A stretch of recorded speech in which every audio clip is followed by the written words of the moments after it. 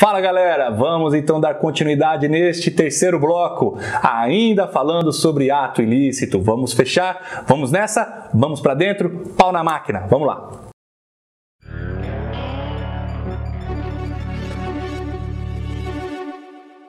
Pessoal, uma vez então acarretado prejuízo, dano a alguém em razão da violação do direito por uma ação, uma omissão culposa, então dolosa, teremos então a obrigação da reparação. Como será essa reparação? Através de uma indenização pecuniária. E qual dispositivo que o juiz utilizará e que você, autor, colocará na petição inicial a fim de que haja uma correta fixação dessa indenização? O 944. O 944 do Código Civil, ele traz essas balizas. Vamos fazer a leitura dele agora então. 944. A indenização mede-se pela extensão do dano. Parágrafo único. Se houver excessiva desproporção entre a gravidade da culpa e do dano, poderá o juiz reduzir equitativamente a indenização. Isso quer dizer, pessoal, que a bitola, a medida para dar a indenização é exatamente o dano. Houve muito dano, a indenização também será majorada. Tá joia? No entanto, vocês perceberam pelo parágrafo único que essa indenização ela vai ser equitativa e ela poderá ainda ser reduzida a depender da culpa do sujeito, da responsabilidade do sujeito. O juiz vai poder reduzir, pessoal. Por quê? Porque nós temos graus de culpa. No direito civil nós trabalhamos com graus de culpa. A culpa ela pode ser lata, ela pode ser leve, ela pode ser levíssima. A culpa lata ou grave, ela se aproxima muito do dolo, O sujeito que sabe que ele tem uma escola, tem que passar devagar, ele não, mete o pau no carro, vou passar de moto aqui empinando a 70 km por hora, que se exploda. Veja aí neste caso, pessoal, aproxima-se muito do dolo. Quem estuda direito penal aí até percebeu o dolo eventual, parece, Parece mesmo. A culpa grave, ela não tem muita diferença para o dolo. Culpa grave ou então lata. Já a culpa leve, pessoal, é uma culpa decorrente das pessoas de uma diligência normal, Uma diligência normal. O camarada que leva o carro sempre para poder fazer uma revisão,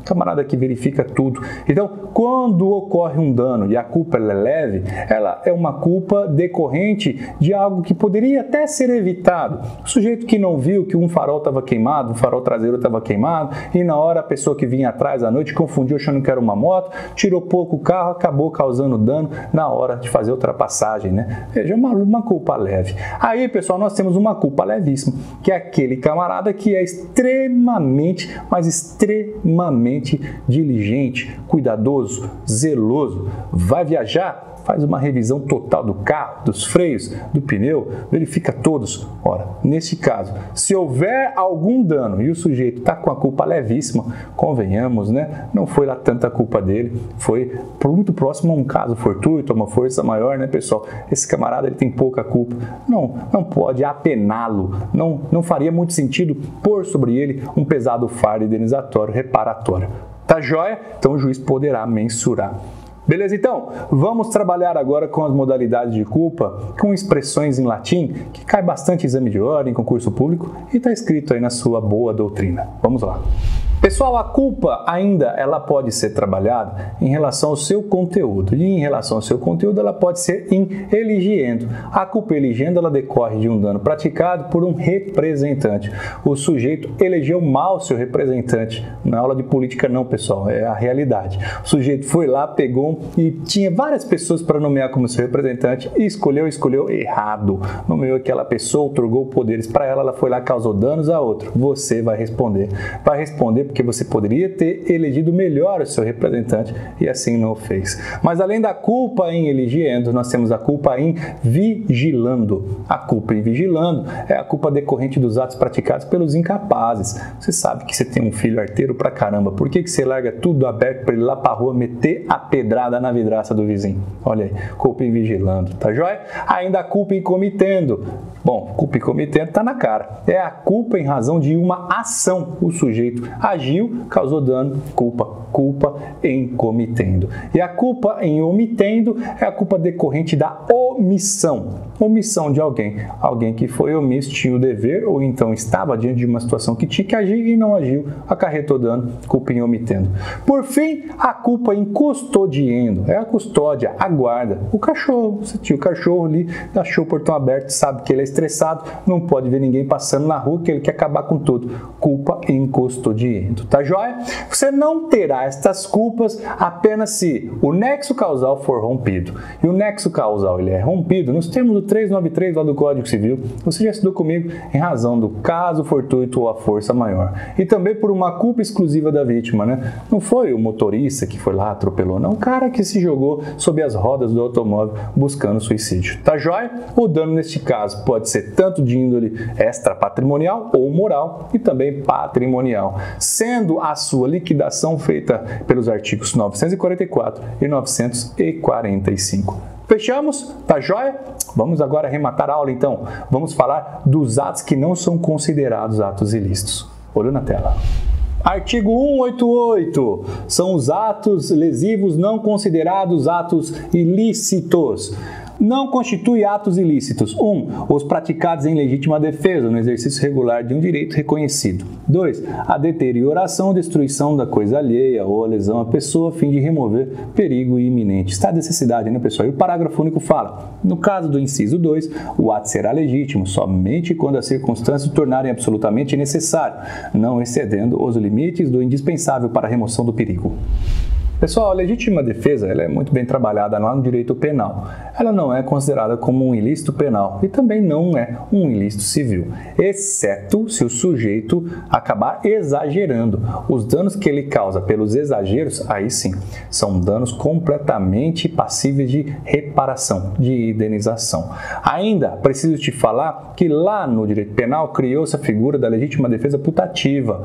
Bom, a legítima defesa putativa ela extingue, né? Ela é causa de não aplicação de pena. Se não me traz lembrança, a culpabilidade ela é afastada. Mas aqui no civil não. Se o sujeito pratica uma legítima defesa putativa, ele não irá sofrer as consequências de direito penal. Mas aqui, para fins do ilícito civil, ele terá que ressarcir. Tá joia? Também temos aqui o dano praticado a um terceiro. Se você em legítima defesa causa um dano a um terceiro, ora, para resistir àquela agressão, eu dou um tiro no sujeito, quero pegar o joelho dele, mas pego o do vizinho, pego o camarada que estava do lado. Agi em legítima defesa? Sim, mas causei danos a um terceiro. Vou ter que reparar. Inclusive, esta premissa está lá no parágrafo único do artigo 930, que daqui a pouquinho eu vou fazer a leitura contigo. Porque primeiro, eu quero trabalhar com estado de necessidade. Tá joia? Vamos então falar do estado de necessidade. O estado de necessidade implicará também no afastamento do ilícito penal e civil. Porém, se para afastar o perigo essa pessoa causa danos a terceiro, vai ter que reparar também. Vamos imaginar que você está descendo uma rua aí na sua cidade com o seu automóvel. Entra um menino na frente. Para não pegar no menino, você joga o carro no muro, né? Tira da criança, acaba batendo no muro. Pessoal, este dono desta casa que você invadiu e bateu no muro, ele tem alguma culpa em razão dessa criança que está na rua? Negativo. Você, portanto, terá que reparar o dano patrimonial que você acarretou a este terceiro. Mas aí você deve pensar, pô, então quer dizer que eu vou me ferrar por causa do pai da criança que largou ela e ela foi para a rua?